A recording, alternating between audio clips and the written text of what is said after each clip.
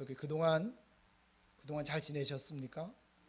네, 많이 그립고 많이 보고 싶었습니다.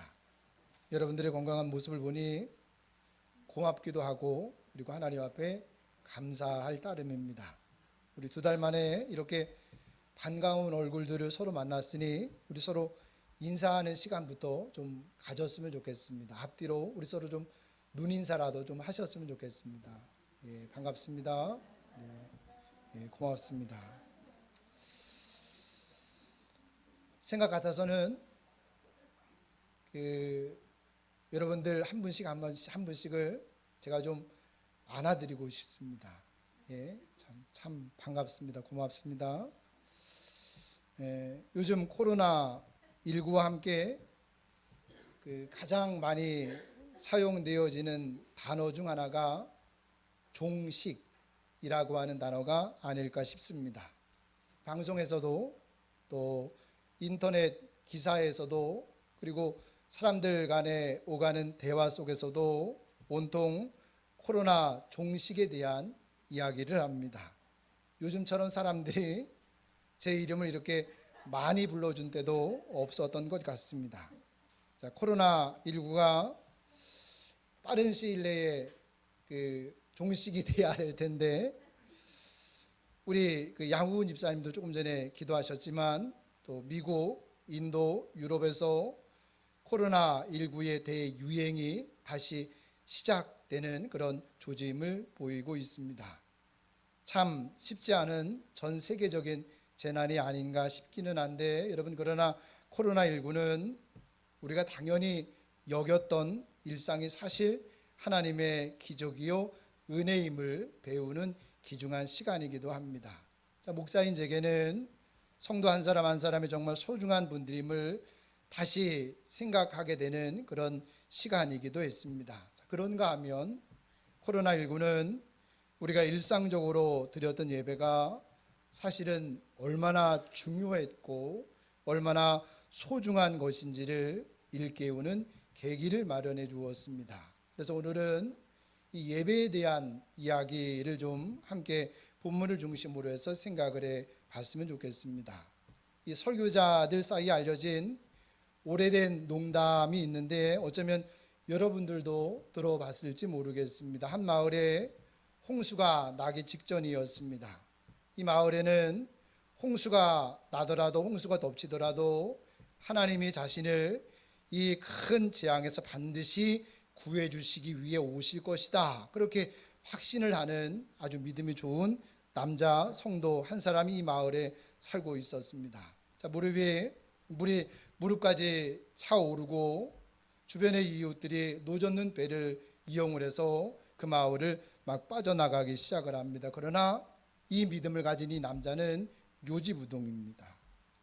친구가 지나가면서 이 남성에게 이야기를 합니다. 어서 타, 너를 구하러 왔어 라고 이야기합니다. 그러나 그 남자는 아니, 나는 괜찮아, 하나님이 나를 반드시 구해 주실 거야, 하나님이 반드시 나를 구하기 위해 오실 거야.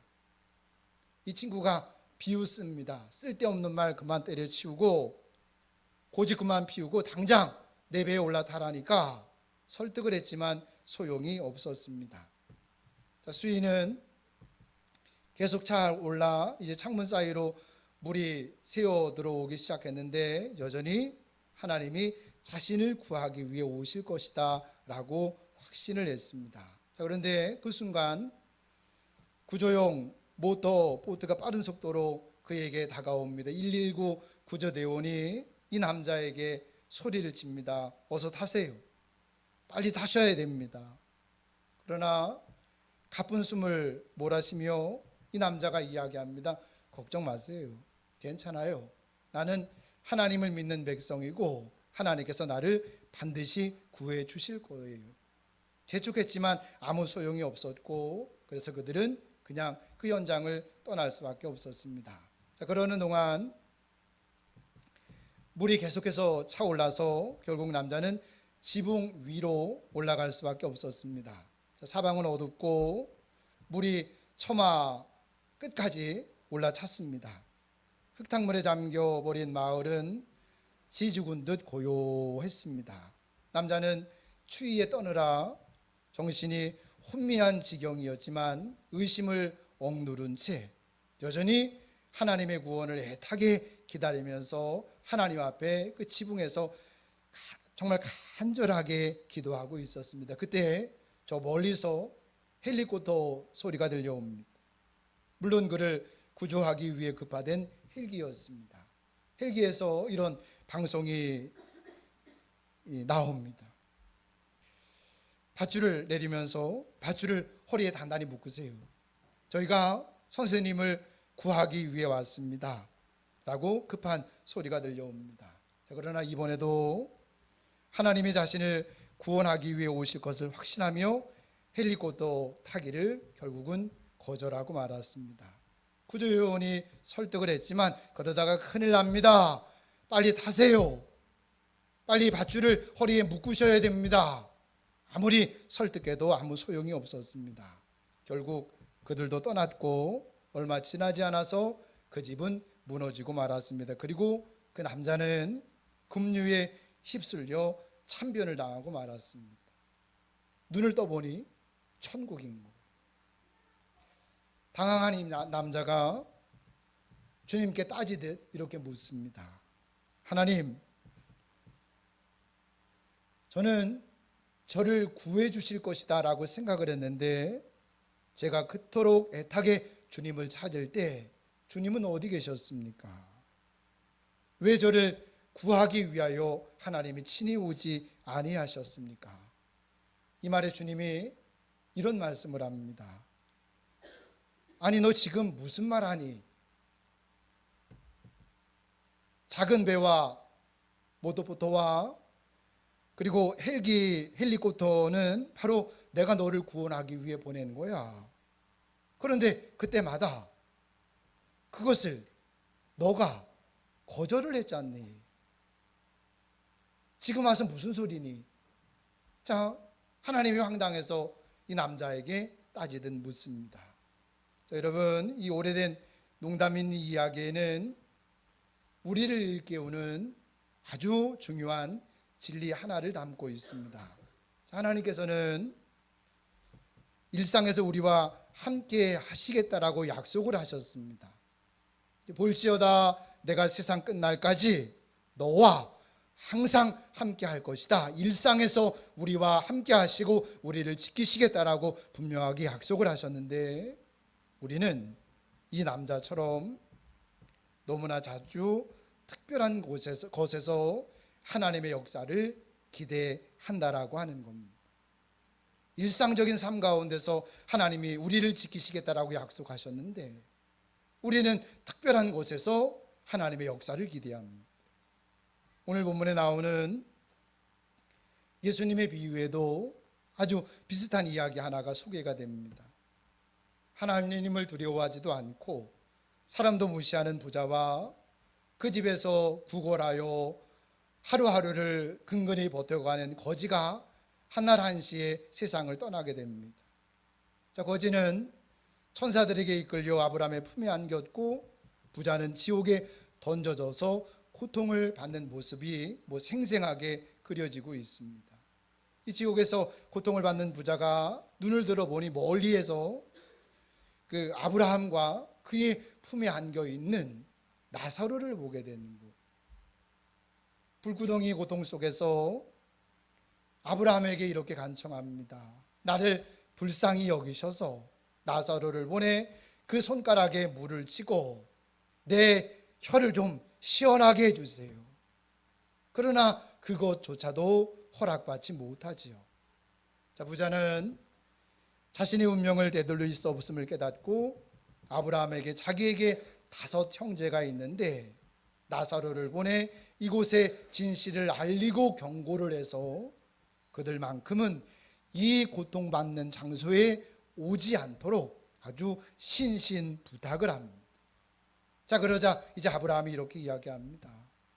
그럴 필요 없다는 거예요. 왜냐하면 그들에게는 그들 곁에는 모세와 예언자들이 있으며 그들에게 들으면 된대요.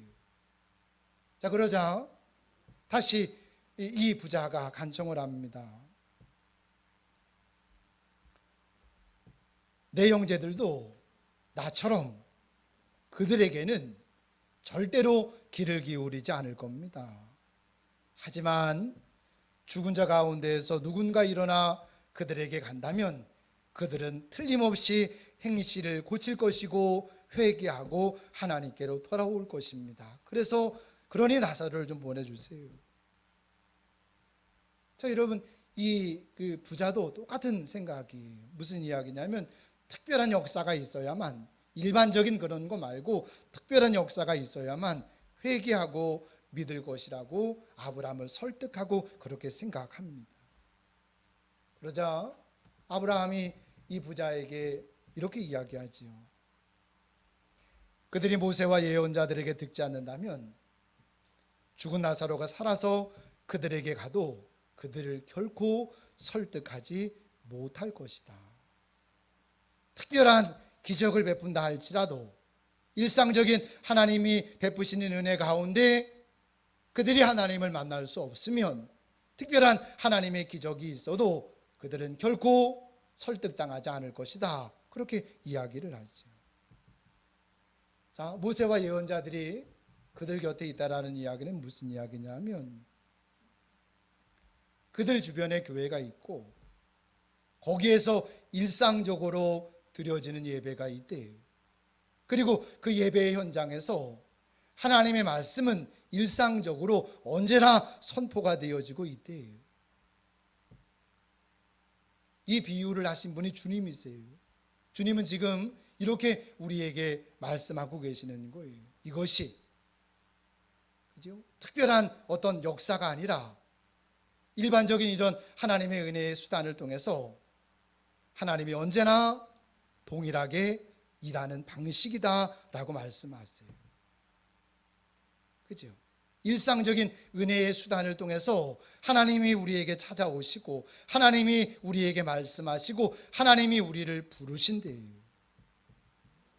여러분은 혹 두 이야기 속에 나오는 남자나 부자처럼 새롭고 특별한 곳에서 혹시 하나님을 찾고 있지는 않습니까?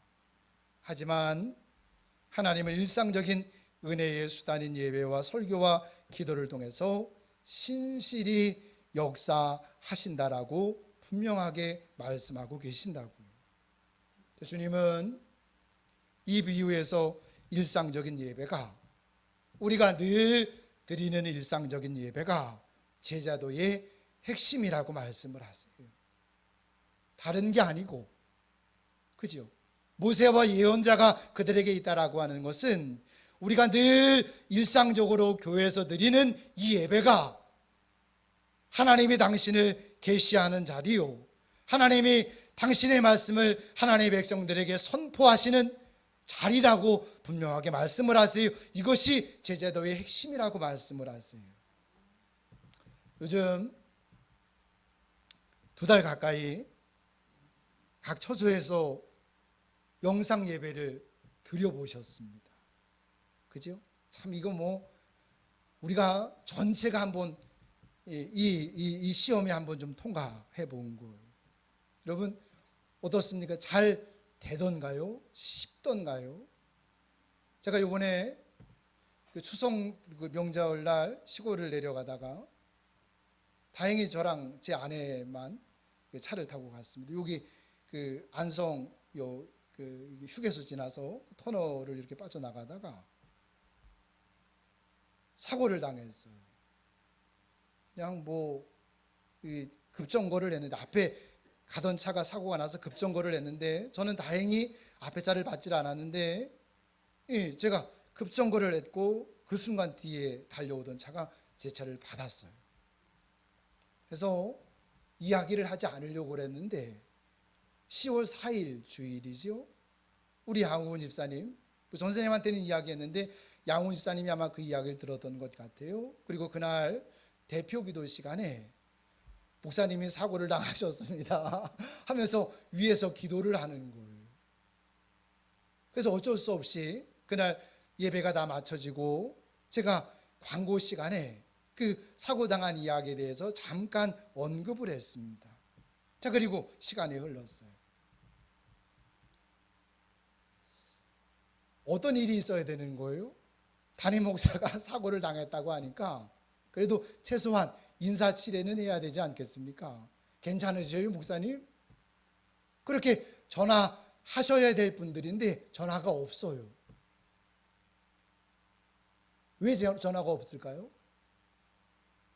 그날 영상 예배를 드리지 않은 거예요.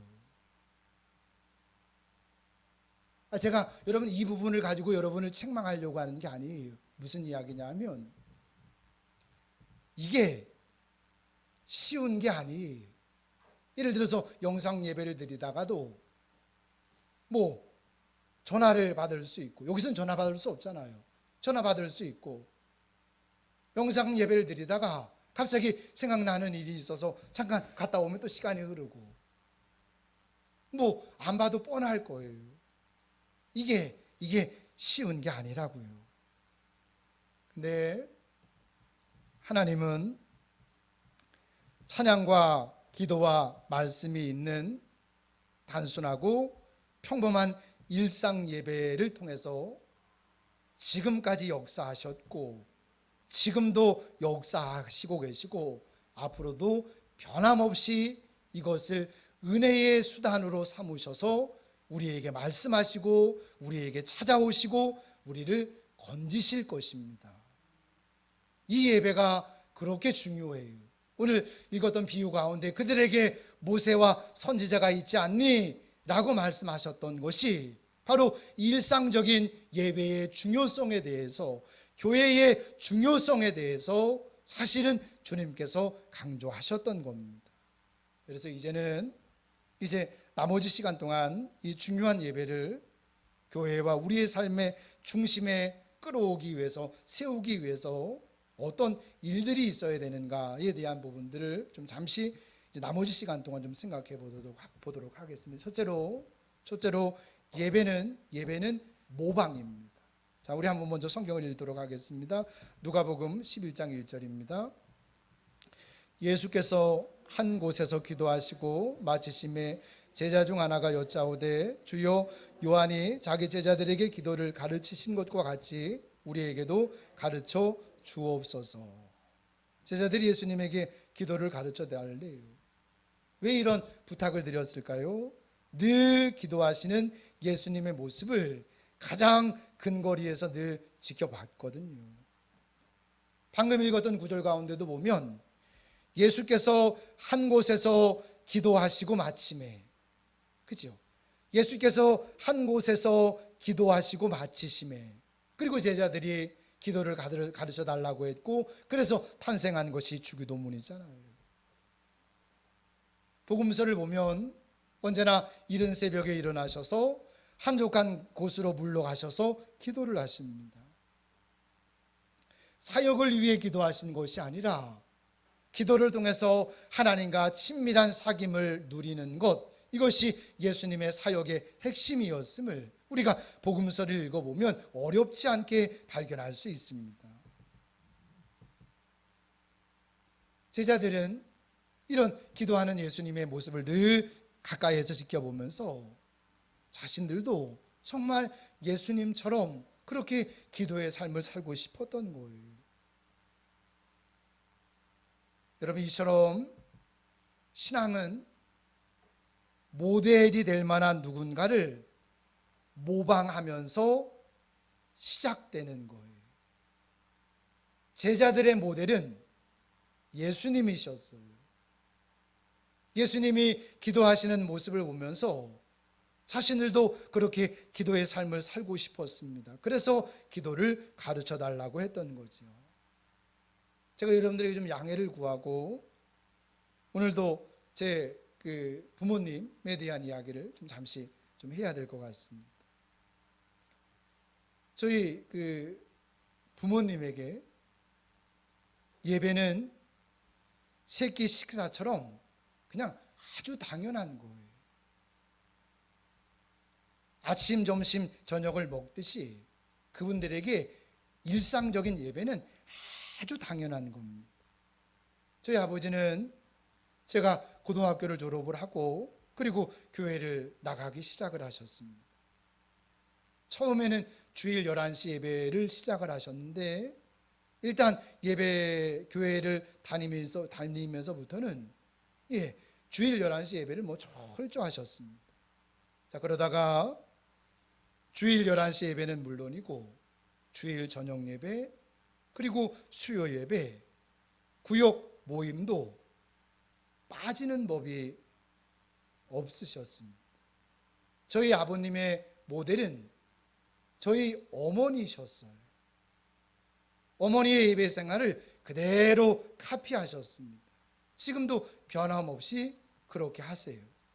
여러분, 그런데 제가 저희 부모님을 이야기하려고 하는 게 아니라 저희 부모님처럼 그런 것이 고향교회 전체의 분위기예요. 이걸 지금 말씀을 드리고 싶은 거예요. 저희 아버지 어머니만 그렇게 하신다, 그거를 이야기하려고 하는 게 아니라 제 고향교회 분위기가 그래요. 얼마 전에 알았는데 아버지가 요즘 귀가 더 어두워지셔서 목사님의 설교를 하나도 들을 수 없대요. 그런데 빠짐없이 모든 예배에 다 참석을 하셔요. 제가 깜짝 놀랐어요. 하나도 안 들린대요. 그런데도 예배이기 때문에 예배에 참석하시는 거예요. 이미 그냥 인이 배기신 거예요. 이미 습관이 되신 거예요. 하루 세 끼 식사를 하듯이. 몸이 아파도 고된 일도 날씨도 누가 손님이 와도 이분들의 예배 본능을 꺾을 수 있는 것은 아무것도 없습니다.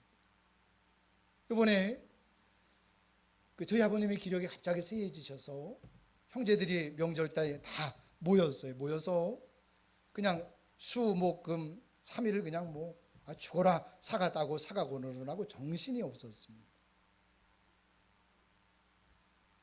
우리 교회에서는 이 비대면 예배를 계속 드렸잖아요. 그죠? 그리고 수요 예배를 드리지 않았어요. 그런데 시골이다 보니 그냥 조심하면서 모든 예배를 다 드리더라고요.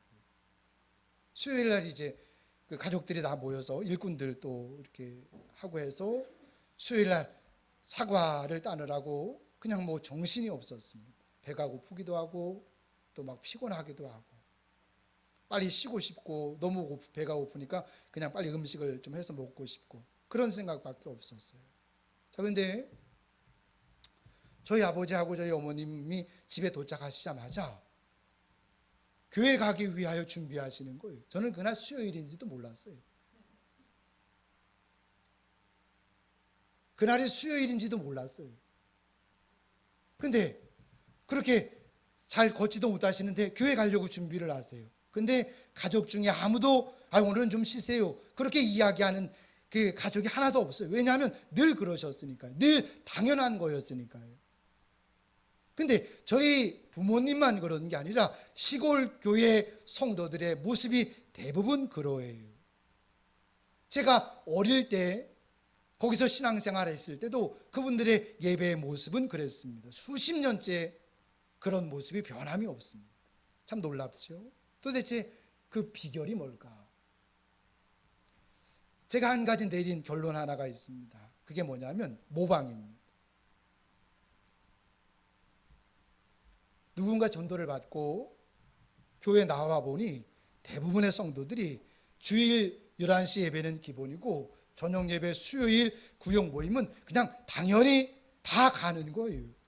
그러니 누가 봐도 처음부터 신앙생활을 그렇게 해요. 요새 시골에 보면 저희 시골엔 외집분들이 많이 와 계셔요.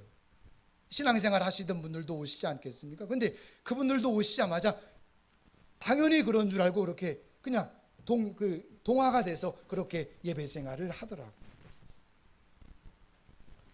여러분, 우리가 교회 생활을 하는 모습을 보면서 누군가 그것을 그대로 모방을 합니다. 우리 집사님, 우리 권사님, 우리 장로님들을 보면서 교회 생활은 이렇게 해야 되는 거구나. 그렇게 모방을 하기도 하고요. 그러나 반대의 경우도 있을 수 있겠지요. 아, 교회 생활은 저렇게 해도 되는 거구나. 반대로 그런 식으로 신앙생활을 모방할 수 있겠지요. 이런 이야기가 있습니다. 물이 흘러 강이 되고 사람이 걸어서 길이 된다. 그죠? 물이 흘러 강이 되고 사람이 걸어서 길이 된다. 요즘 저에게 가장 영향을 끼쳤던 사람 한 사람을 대라면 저는 톰 라이트라고 아마 21세기 가장 뛰어난 성경학자일 겁니다. 이분의 책을 읽다가 이런 내용을 읽었어요. 이 성공의 신부이기도 한데, 이분이 어릴 때 영국에서는 주일은 당연히 교회 가는 날로 거의 대부분의 사람들이 인식을 했답니다. 그런데 50년, 60년이 지난 지금은 거의 교회를 찾는 사람들이 없어요. 고령의 그 사람들만 그냥 몇몇이 모여서 그 커다란 예배당에서 모여서 예배를 한대요. 그분 책에서 그런 이야기를 하더라고요. 자, 보세요, 여러분. 아무리 잘 닦여진 길이라 할지라도 사람들이 다니지 않으면 풀이 자라고 잡목이 자라서 아무도 그 길을 들어서지 않습니다. 잘 닦여져 있었어요. 근데 부모 세대가 예배에서 등을 돌리기 시작하면서 잘 닦여져 있던 그 길에 잡초가 자라고 잡목이 자라면서 아무도 찾지 않는 길이 되고 말았습니다. 여러분, 우리를 위해서도 예배가 바로 새롭게 세워져야만 합니다. 그러나 여러분, 한 발 더 나가서 내 자식들을 위하여, 내 자식들의 자식들을 위하여 이 길을 우리가 닦지 아니하면 안 됩니다. 이 길을 닦지 않으면, 이 길을 닦아 놓지 않으면 안 되는 시대가 되었습니다. 신앙은, 예배는 철저하게 모방입니다. 그래서 사도 바울이 고린도전서 11장 1절에서 내가 그리스도를 본받은 것처럼 너희는 나를 본받는 자가 되라고 이야기하죠. 모방이에요, 모방. 자, 두 번째로 예배는 실천입니다. 자, 우리 히브리서 10장 25절을 보도록 하겠습니다. 같이 읽겠습니다. 시작. 모이기를 피하는 어떤 사람들의 습관과 같이 하지 말고 오직 권하여 그날이 가까움을 볼수록 더욱 그리하자. 여러분, 이 구절을 쉽게 풀어 쓰면 이렇게 의역해서 번역할 수 있을 겁니다. 어떤 사람들이 하는 것처럼 주일 예배뿐만 아니라 주중 예배 모임에 빠져서는 안 됩니다. 그것은 고쳐야 하는 나쁜 잘못된 습관입니다. 우리가 서로 격려하여 예배당에 더욱 힘써 모입시다. 주님의 날이 가까워오고 있습니다. 그러니 더 힘써 이 예배에 참여하도록 합시다. 이 좋은 습관을 기릅시다. 그 이야기. 여러분, 예배는 아무리 강조를 해도 지나치지 않습니다. 그러나 아무리 중요해도, 아무리 강조를 해도 실행에 옮기지 않으면 한 발짝도 앞으로 나갈 수 없습니다. 중요한 거 모르는 사람이 어디 있어요? 예배를 드려야 된다라는 거 모르는 사람이 어디 있어요? 그렇죠? 그러나 실행에 옮기지 않으면 단 한 발짝도 앞으로 나갈 수 없습니다. 물론 이해합니다. 그렇죠? 이해합니다. 여러분, 세상에서 사는 그 삶이 얼마나 고단하고 피곤하시겠어요? 이해는 합니다. 그죠? 충분히 이유가 될 만한 그 여러 가지 것들이 있습니다. 여러분, 지금 히브리서 이 기자가 이 편지를 썼을 때도 우리에게만 그런 문제가 있었겠습니까? 그들에게도 여전히 그런 문제가 있었고, 그럼에도 불구하고 강조했었던 이유는 주님의 말씀이에요. 모세와 선지자들이 그들 가운데 있지 아니하냐. 그죠? 일상적인 은혜의 수단, 이것을 무시한 채 우리 신앙은 세워질 수 없고 교회는 세워질 수 없다라고 하는 것을 보여주고 있는 거잖아요. 습관이 곧 영성입니다. 예배에 참석하는 것도, 그리고 예배에 빠지는 것도 사실은 다 몸에 밴 습관에 따르는 행동인 거예요. 여러분 다 습관이에요. 제 이야기가 아니고 오늘 읽었던 히브리서 10장 25절에서 이야기하잖아요. 다 습관입니다. 따라서 좋은 습관을 재영성할 필요가 있고, 그것은 예배가 성품에 새겨질 때까지, 그죠? 예배가 내 성품에 또렷하게 새겨져서 어떤 것도 지울 수 없을 만 할 때까지 실행하고 또 실행에 옮기는 겁니다. 유명한 이야기 있잖아요. 생각을 심으면 행동을 낳고, 행동을 심으면 습관을 낳고, 습관을 심으면 성품을 낳고, 성품을 심으면 운명을 거둔다. 계속해서 실행에 옮기는 거예요. 그러면 예배를 드리는 좋은 습관이 내 성품에 새겨질 것이고, 그렇게 우리가 예배를 드리면서 길을 닦아 놓으면, 그렇게 닦아진 길을 통해서 내 자녀의 자녀들이 하나님께 예배하기 위하여 몰려들게 될 줄로 믿습니다. 우리의 책임입니다. 부모 세대인 우리의 책임입니다.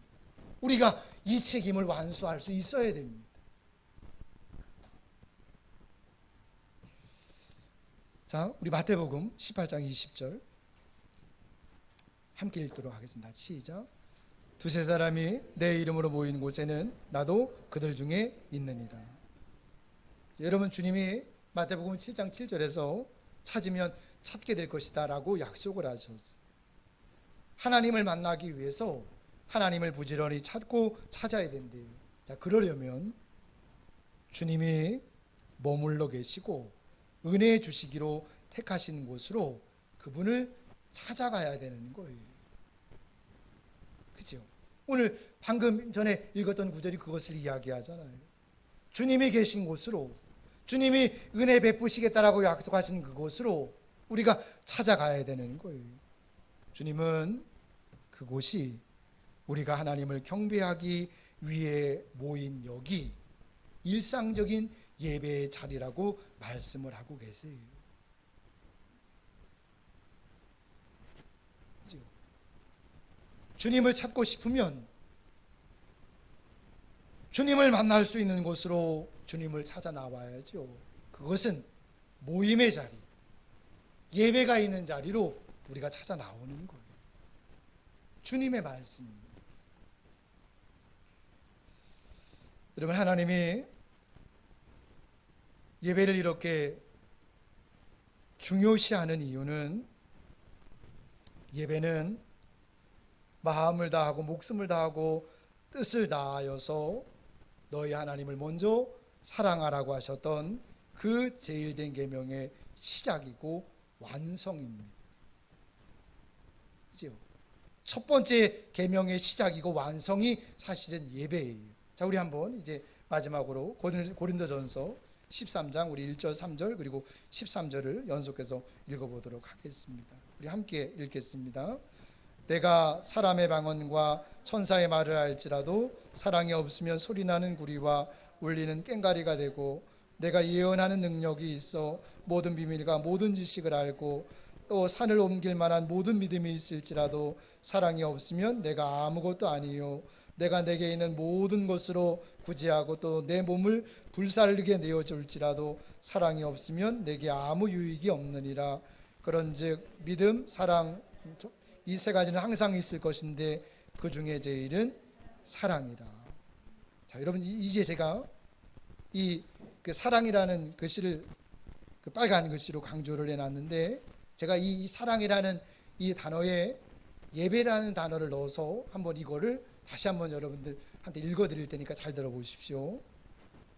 내가 사람의 방언과 천사의 말을 할지라도 예배가 없으면 소리나는 구리와 울리는 꽹과리가 되고, 내가 예언하는 능력이 있어 모든 비밀과 모든 지식을 알고 또 산을 옮길 만한 모든 믿음이 있을지라도 예배가 없으면 내가 아무것도 아니요 내가 내게 있는 모든 것으로 구제하고 내 몸을 불사르게 내어줄지라도 예배가 없으면 내게 아무 유익이 없느니라. 그런즉 믿음, 소망, 사랑 이 세 가지는 항상 있을 것인데 그 중에 제일은 예배라. 사랑장이라 불리는 고린도 전서 13장에서 사랑을 예배로 바꾸어서 제가 한번 패러디를 한번 해보았습니다. 여러분, 그런데 참 매끄럽게 의미가 통하지 않나요? 그죠? 사랑이라는 단어를 넣어서 읽을 때나 예배라는 단어를 넣어서 읽을 때나 그 의미가 서로 매끄럽게 통하지 않나. 이유가 뭘까요? 예배가 다름 아니라 흠모하는 여인 앞에 무릎을 꿇는 사랑과 같기 때문입니다. 사랑이 없으면 뭐라고요? 아무것도 아니죠. 이것을 이렇게 바꿀 수 있습니다. 예배가 없는 인생도, 예배가 없는 행복이나 성공도 하나님 앞에서는 아무것도 아니지. 왜 그런지 아십니까? 참된 예배는 하나님을 향한 진실한 사랑에서 나오거든요. 예수님이 말씀하십니다. 하나님은 영이시니 예배하는 자가 영과 신령으로 예배할지니라. 하나님은 그렇게 예배하는 자를 찾으신다라고 말씀하시잖아요. 왜 참된 예배를 찾으실까요? 참된 예배는 하나님을 향한 진실한 사랑에서만 나올 수 있기 때문입니다. 자, 오늘 제목이 예배는 네모입니다. 여러분 이제 이 네모를 써놓을 글자를 찾을 수 있지 않겠습니까? 예배는 뭘까? 예배는 사랑입니다. 다 같이 한번 따라해 봅시다. 예배는 사랑입니다. 예배는 사랑입니다.